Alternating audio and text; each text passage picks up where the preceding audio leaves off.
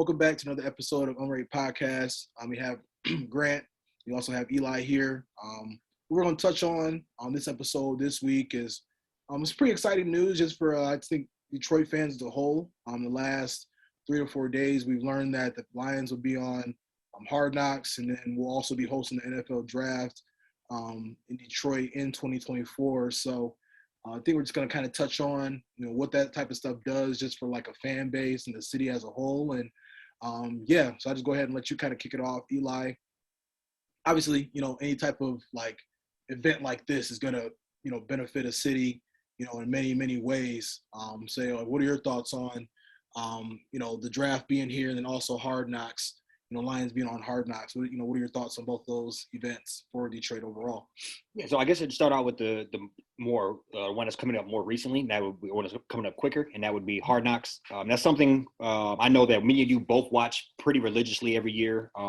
It's something just kind of, even whether you care about the teams or not, in the middle of the dog days of the summer when there's not a lot of sports happening, a lot of the sports that I care about, I should say, happening. I always tune in. That's just some good football to watch. A lot of behind the scenes. You always kind of, for lack of a better term, fall in love with a couple of players you never heard of. Some guys trying to make the team or some random, fourth round pick.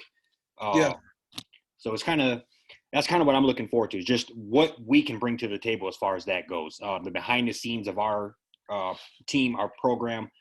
Like you said before we hopped on, just what is Dan Campbell really made of? We're going to get 10 episodes, an hour long of him, for good or bad. I really think this is kind of going to be a make or break thing for him. I hate to say that, but I know we're coming off a very bad season. He's kind of somewhat glorified for that anyway. But with that being said, I think if he goes in here and he basically, what I wrote down was, this Hard Knocks will prove whether he is a genius or a clown. That's the exact quote I put down on my phone. So if he's a genius, he's coming in here and he's talking about drinking, 80 ounces of coffee in the morning and, biting kneecaps and all that stuff, and we go out there and, go 3-14 again, it's going to look very bad. Now, if he goes out there and all that motivational stuff works and we turn the team around and are in the playoff hunt or sneak into the playoffs, even I'll let up a little bit. But I think that's one of the big things I'm looking forward to, is just what is he like behind the scenes, and get a real in-depth view of all of that. So that's the biggest thing, a couple, we're 5 or 6 months out that I'm looking forward to, is just kind of analyzing everything about him. And then obviously we don't know who we drafted yet, but would love to see some of the young guys in there working their way in and fighting and competing. So all in all, that's what I'm looking forward to when it comes to Hard Knocks, Detroit Hard Knocks. Yeah. Right. Yeah. We have the same exact opinion, on Dan Campbell. I mean, I'm not, I think being a Lions fan so long, it kind of past like the rah-rah, side of things. He was talking about all the biting kneecaps and whatnot. And, obviously we we kind of knew what that season was going to be, losing Stafford and, kind of just rebuilding basically from the bottom. So I'm kind of looking forward to this kind of, will this make me more of a Campbell fan? You know what I mean? Like, is it all just kind of for the cameras, or is it going to be like, do we get to kind of see like who he really is? You know what I'm saying? I feel like I've heard that more behind the scenes, he's more of like a quiet guy and just kind of, leading by example type deal. But then he kind of gets to the podium and starts, having like little weird punchlines and different comments that he makes. So overall, I'm just looking to see like what he really is, and like, maybe can seeing like how he is in that type of environment, like, would that make me more of a fan? Because right now I'm just kind of like, we'll see. But I'll say also, I'm more excited about the team itself. I mean, I'm thinking about like, seeing like guys like Hawkinson, DeAndre Swift, Penei Sewell, just like some of the like, stars we have like on the team overall, just kind of seeing them in their, behind the scenes in their natural environment. They have the players at the crib, hanging out with the team and such, and really like kind of like digging in on like, their families and just like, stuff they do in the community. So, for me, it'll definitely, all in all, Hard Knocks always hypes me up, just because like literally like they have it to where it starts in like early August, and then like the last episode is like basically like that next week is when the season actually starts. So I'm looking forward to just like prior it'd be like kind of a random team, like you said, we just kind of watch because we, everybody watches Hard Knocks, but now I'm like really like looking forward to like tuning in and just seeing, more of like the behind the scenes, just because it is our hometown team. So agree. A different level of engagement when it's somebody that you're familiar with, yep, this familiar with. We know players that made that have no business being on the Lions team. We have players that we love that don't get playing time. We know everything ins and outs of the Lions. So I think just when you're that involved and you've been following a team our whole life, and I believe I know this. I think this is the first time the Lions got on Hard Knocks, but this would be like the fourth time that golf is on the Hard Knocks. So it's interesting. Third time, I think. So it's interesting just to see that play out. Obviously he's not a run to the cameras type of guy, but that even is going to be an interesting thing. His second year here, he's clearly on the hot seat. right. Most people are ready to push him out very quickly. So, I mean, I don't know how many people would even bat an eye if we went and got, like Malik Willis with the second pick. I think I'm not saying we should do that, but I know a lot of people probably wouldn't bat an eye if we did that, and they would push golf out in a heartbeat. So even just to see what he can come up and do with his second season here and kind of a prove it year. Yep. You were hurt last year. You're banged up. You made some bad plays, bad throws. You cost us games. The coach cost us games. So just kind of all in all, just I'm excited to see all of that kind of come together in one unit here. Clean slate. And I think one thing too, and we'll definitely jump to the draft after this. Just like all last year, people making the jokes about being the Detroit Rams and everything. And I don't think we was ever really on that train. Like I always thought it was just like we're rooting for Stafford. Right. Like I don't think for a second I was ever like, man, I'm about to might have thought of getting a Rams jersey just because I get the Stafford ones. I thought that'd be kind of dope. But like that's about as far as like it went for like me personally. You know what I'm saying? So I think this would be an opportunity for us to be like, for people like, whoever going to tune in, like any type of fan, of the NFL, be like, man, like, Detroit really is like, Detroit versus everybody, like real gritty, just, grinders, like, chip on their shoulder. We can kind of like rebrand ourselves as like, this is who Detroit is going forward, and not like, oh, this is the Detroit team that held Stafford back for 12 years. So I'm also looking forward to just like them almost in a way, like, catching like more like popularity like around the NFL. It's like, oh man, like, they really just got like a really gritty team, and it's not just the dumpster fire that's been a dumpster fire for the last 15, 20, 25 years that, just kind of wasted 3 Hall of Famers careers. So no, I agree with that. And just, looking forward to the draft. I know we're hosting a draft in 2024. yeah. I obviously that's what two seasons out from now, so it's no telling where we'll be at 2 years from now. I mean, I'll be honest, we very well could have that first pick, but I think either way, the city was awarded the draft. I know I've done a little bit of research on that. It's kind of like a bidding process that's several years out, and so Detroit. I know you said you mentioned the cities beforehand, but Detroit, DC, and I think you said Green Bay were like the finalists. I'm picking Detroit over any of those cities, but obviously I'm biased. Right. But I would say, that's something that's also just more momentum for the city. They just dropped one of the best, newest stadiums, NBA stadiums, right in the heart of downtown. Yeah. There's countless brand new buildings downtown. There's countless brand new restaurants and apartments, and just a whole new life kind of generating within the heart of Detroit. So just always having things in a heart of a city and keeping people from across the world and across the country coming into a heart of a thriving city is how you keep a town alive and keep them doing well. So that's something that I know I want Detroit to be a world-renowned city again, and it starts and begins with little things like this. I can't find out how much the city paid. My fault on this, but I can't figure out how much the city paid to host the event. But from what I could tell, there's typically about a 20 times your money return. So I wrote down a couple of them, but the last couple ones here. Cleveland paid $5.5 million, generated just over $100 million. Philly paid, I couldn't figure out what they paid, but they generated $91 million.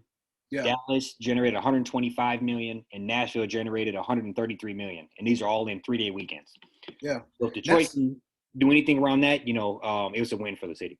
Absolutely. And I think too, I mean, it's a 3-day weekend, but how I'm looking at it, I mean, it could almost be kind of like a 7 to 10 day event. You know what I'm saying? Like you got a lot of these, NFL Network, ESPN, like all these different podcasts, probably showing up, 3 or 4 days in advance, Yep.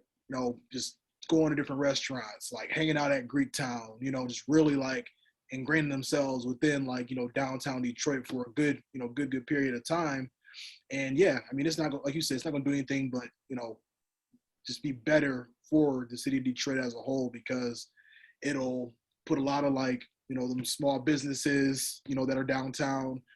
It's a lot of different, like have opportunity to put a lot of those businesses and those types of things like on the map, to where they'll have more of like a bigger spotlight on them, because it will be like, the NFL draft will be, either downtown or in the general vicinity of like Detroit.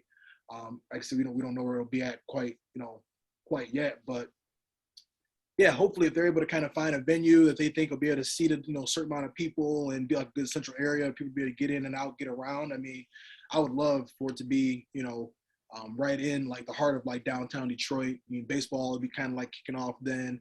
NBA will kind of be, or like, the playoffs. Well, this is probably being a little too optimistic, but hopefully be a scenario where, the Pistons could be, maybe, dancing around, maybe making the play in or like, being in the playoffs around that time.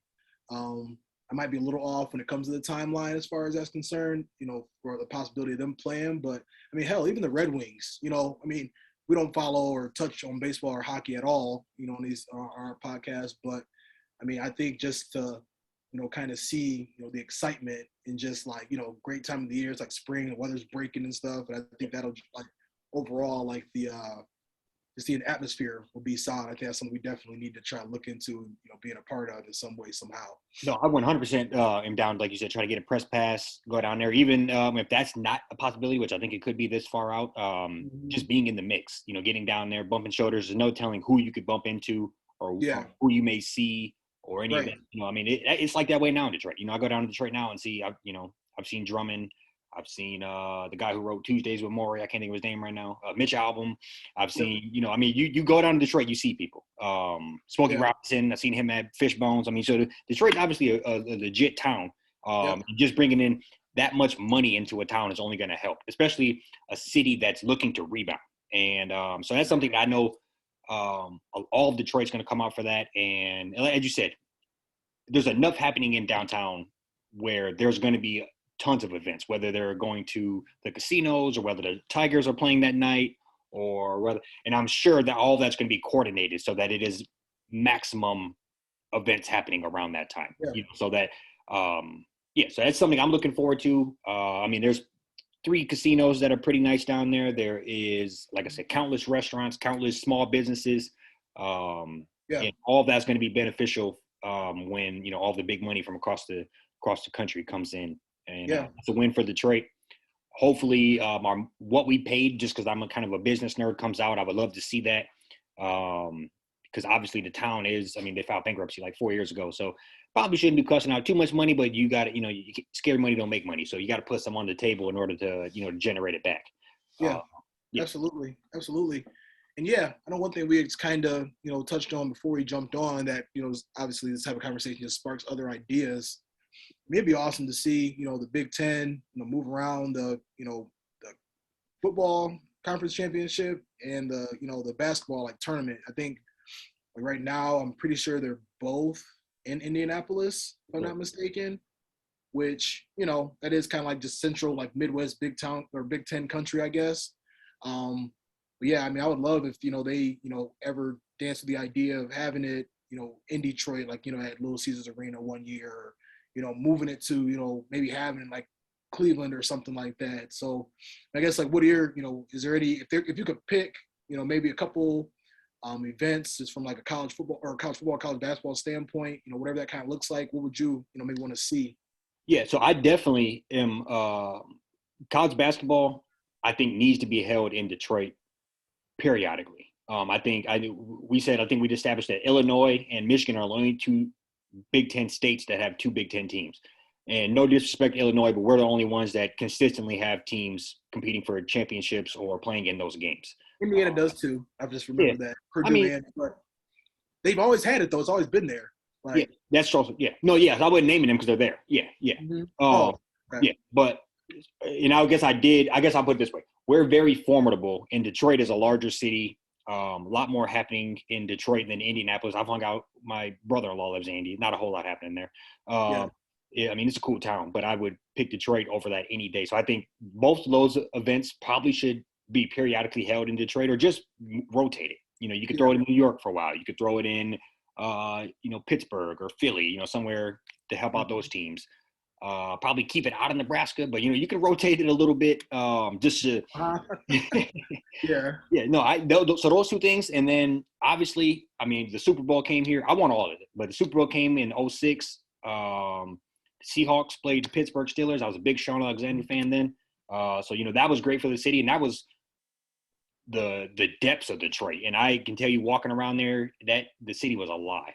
Yeah. That's a big event, big world-renowned event. So I just think the city needs to continue to put those things forward. There's enough entertainment value there. And I think Detroit's one of those cities that once you actually go there, people fall in love with it. Yeah. People hear a lot of bad things about the town, but I don't know anybody that spent a week or weekend in Detroit and didn't have a good time. Right. So yeah, and that's kind of what the selling point is. Yeah, it's a little rough and gritty, but that's most Midwest cities are. Yeah. And I also say too, just even, throw the NBA in there. All-Star Weekend is going to be in Utah next year. I don't know. I'm probably like Utah's biggest hater. Just like as a franchise, like I could kind of care less about them. But you can't imagine. I feel like if Utah can get the All-Star game, Detroit should definitely be in line. Like now, obviously All-Star Weekend that does tend to kind of bounce around the country, quite a bit. I don't know if we've ever hosted it, maybe back in like the 90s or something like that. We just don't remember. But I would it would be great to be able to kind of, have, Hard Knocks 2023, NFL Draft 2024, 2026, 2027. You know what I'm saying? Like maybe in the next like 3 to 4 years, be able to host the All-Star game as well. Because I'm like you. I mean, been in Detroit quite a few times. Enjoyed my time every time going there. Obviously aware of the bad rap that it gets just from people that don't go there enough. So I think it would do nothing but make it more, that going maybe one of those mega cities of the Midwest, you know what I'm saying, like a Chicago or, you know what I mean, just as far as like how, how big it is and what the potential that it could have to get bigger and to grow more. Agreed. So, yeah. And nobody wants to go to Utah. I mean, that's one of those. I mean, they were struggling to get people to go to Cleveland. And, in Utah, Yeah. I personally think Utah probably worse than that. It's further out there. It's less to probably do. It's Utah. So I think, like I don't know how. And the Little Caesars Arena is I don't want to say $1 billion, but several $100 million stadium that's not even 5 years old. Mm-hmm. And that's venue's barely been used. The whole first year and a half, they couldn't even sell it out because of COVID. Right. So, that venue has barely been touched, barely been, broken in, for lack of a better term. So I think they definitely should have that there. We have enough of a hip hop rap scene to keep the entertainment there. Other than, like smaller underground guys that would really keep it interesting. Other than, the Eminem type. You have 10 other smaller bubbling rappers that would put on great halftime shows. Like Lizzo's from Detroit. I mean, you could really put together something that like a great entertainment package that the world or the country would enjoy, and people from all aspects of life could come here and enjoy more than you would enjoy, Salt Lake City in the middle of February. That sounds horrible. Yeah, absolutely. But yeah, like you said, all in all, it's going to be it's going to be a great environment. I'm, just really looking forward to, the next couple of years as far as it's been a good little time as a Detroit fan, all in all. I mean, you got, Pistons are, I keep saying, the best team in the league currently. Number one pick, you know what I mean, had a potential to have another top 3 pick potentially this upcoming year. And I feel like all the sports are starting to, like, it was really like dog days probably like 3-4 years ago, across all sporting, across all major sports for Detroit.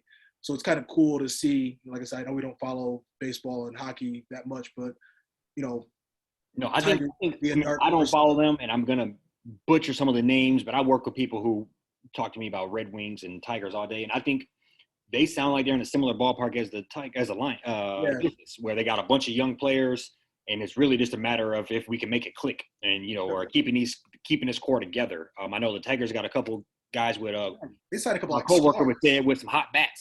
So hot bats. But yeah, so no, I agree. I think we're a lot of the teams are kind of in that same ballpark where if they can hone in and make a couple of the right picks and a couple of the right free agent signings, you can take a below average team and make them, formidable. And I know for a fact the Pistons are right there.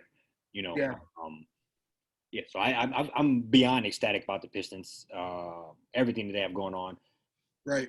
Pretty happy about the Lions too. You know, obviously, whenever time you have a second pick in the draft and like 4 picks in the first 40 picks or whatever, I think we can make a lot happen in there too. But I would be I'll be lying if I said I wasn't extremely excited about whatever the Pistons have going on, and I Hmm. think we are this close away from really making noise. Right. Yeah, agree with all that. Like I said, it's just a good time to be a Detroit fan, and for us, it's always like got to hang our hat on, kind of like the smaller things, just because on sometimes on the field or on the court, the performance ain't always been as great the last few years. But it's good to be able to hang your hat on some of those smaller things, or like those important events, not smaller things, but like very important events. But then also start to see the success on the field and on the court as well. So yeah. No, 100%. And I don't know if you have anything else to wrap it up, but just looking at the Pistons and Cade Cunningham, I just think they are in such a great position. Yep. The books are clean. You have three phenomenal players under the age of 22. Mm-hmm. You have an upcoming top 3 pick in line. You have trade assets in Jeremy Grant that you'll be able to probably get a very good player back or probably a lottery pick back for him at Yep. any point in time whenever you decide to pull the trigger. We could have easily got rid of him for probably good pieces this year. We Yeah. were sitting around waiting and letting it cook and bake and really marinate and doing the right thing. Mm-hmm. We could have ran out, and I know you were against it, where we could have ran out and got Ben Simmons, but we ran out and stole Michael Bagley.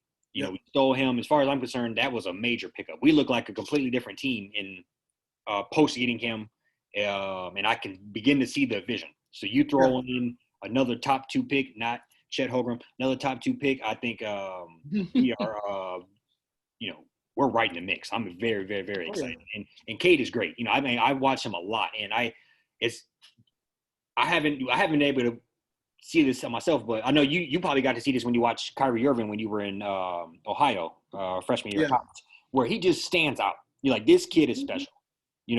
Regardless of what the record is, regardless of anything, you can look at that and say, this kid is going to be in the league for 10, 15 years and doing this every night. Yeah. So uh, I'm not even too far off my potential prediction. If the draft can be in Detroit 2024, I mean, there's a very possible chance that yeah. Detroit could be in the middle of a playoff run. I mean, that's like 15 more games. You can Yeah. tell me we can't put together 15 more games in 2 years? I mean, I think we probably purposely lost 10 more games this year. Yeah. Right. So, I mean, I think we're at 20. I mean, our record is ass, but I think we're at like 20 wins and in mid lower 30s are getting you in the playoff hunt. So Yeah. But hovering around 500 after the All-Star weekend. So we're already kind of trending that way. So yeah, the expectation would be maybe like a second round matchup with somebody come 2024. I mean, obviously that's assuming Cade is going to keep that same projections and assuming Bay is going to keep, upgrading a little bit as well, Bagley, and then we're going to throw in a good player. But I can't imagine, even if we kind of blow this pick, knock on wood, with what we have, you would think that we could be hovering around, 40, 42 wins in a couple of years. Right.